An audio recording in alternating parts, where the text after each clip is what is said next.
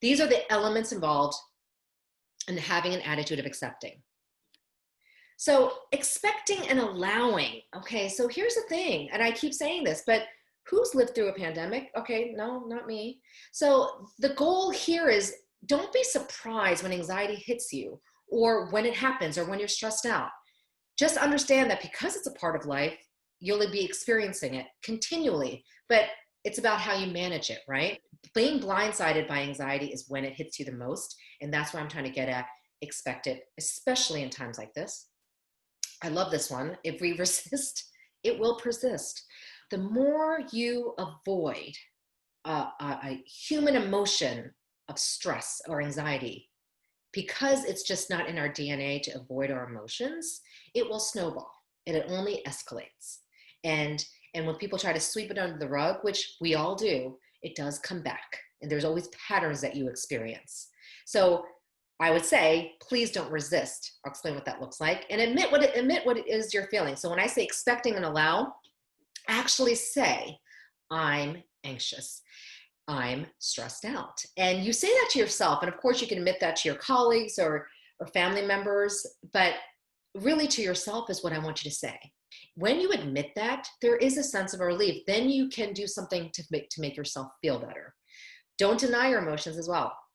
There are many times when I have people say, I don't know why I'm mad. I don't know why I'm stressed.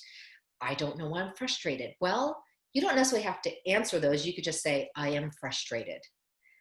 Let me figure out why, or let me do something about my frustration. Just denying your emotions in itself is not in our DNA.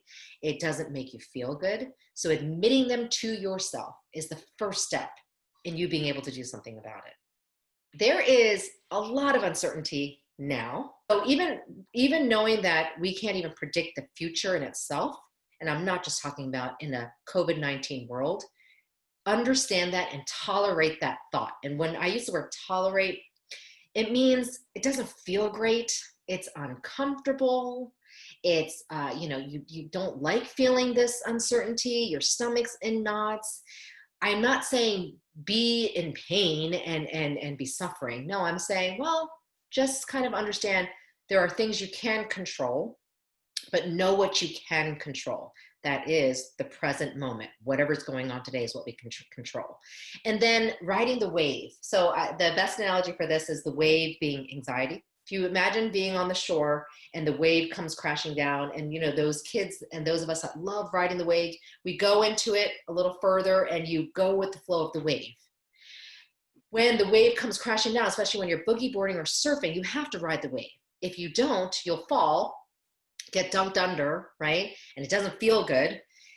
And that's what I want you to envision with anxiety, riding that wave, going with the flow until it washes you ashore and you can see what it looks like, or getting to where you want to go. Grief. All right, so a lot of what we're experiencing today, our anxiety has to do with grief. The loss of the workplace as we knew it, the loss of the way our families may have looked, our family schedules. Then we have those of us who have kids, loss of going to school, celebrating birthdays. We didn't expect to celebrate it like this. There is a lot of loss going on, and understanding that alone and knowing that you're grieving is very important, okay? And the grieving could look different. And these are the stages of grief. Again, this is based on famous psychologists. We use it all the time. You're probably very familiar with it, but I wanted to reinforce it because much of what we're experiencing with those emotions that seem distressful, or sometimes you're down. And I know many people have recently said, I'm so sick of this. Okay. Yeah. I think we're in week 7 or 8 of quarantine. It's a long time when you think about it, a blip in history, but a long time right now. We are grieving the things that we had planned. A lot of people have lost travel time, vacations, whatever that looks like. There's some sort of loss. And I'm sharing this because as I shared about my specialty on trauma, what I'm trying to address is a precondition of trauma, where I don't want you or the workforce or employees to come out of this somewhat dealing with post-trauma, which can happen.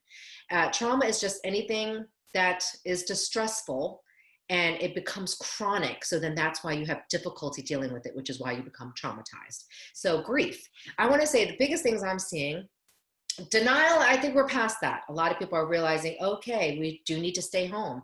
We might need to wear a mask. We've realized this is serious, okay? But then I want to see that there's anger, okay? There's definitely anger, and there is frustration and depression. I want to say those emotions, which anger can look, by the way, anger can be both sadness, feelings of loss, depression, and anxiety. I want you guys to know that. People think it looks like you're moping around. No.